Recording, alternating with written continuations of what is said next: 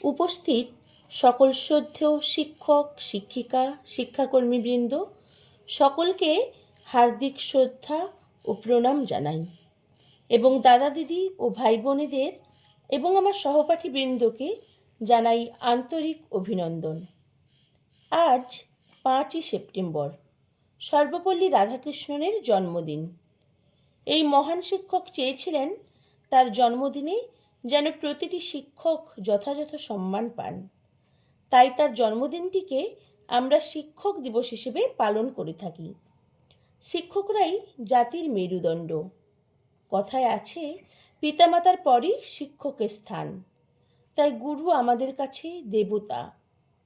দেবতাকে পূজা করার জন্য যেমন আলাদা কোনো দিন হয় না, প্রতিদিন আমরা যেমন দেবতার চরণে পুষ্প প্রদান করি, তেমনি শিক্ষকদের শ্রদ্ধা জানাতে বিশেষ দিনের প্রয়োজন নেই।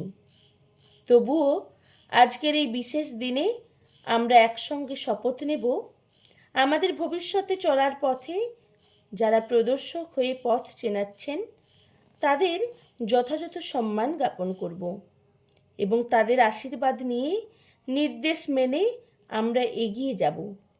তাই সবশেষে শিক্ষক শিক্ষিকার উদ্দেশ্যে বলতে চাই, আগামী দিনের ভবিষ্যৎ মোরা হতে চাই দক্ষ সুনিপুণ।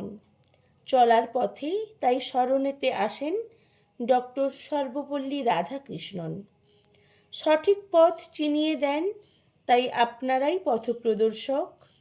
আজকের দিনে তাই স্বীকার করে বলি, আপনারাই আমাদের আদর্শ শিক্ষক। নমস্কার।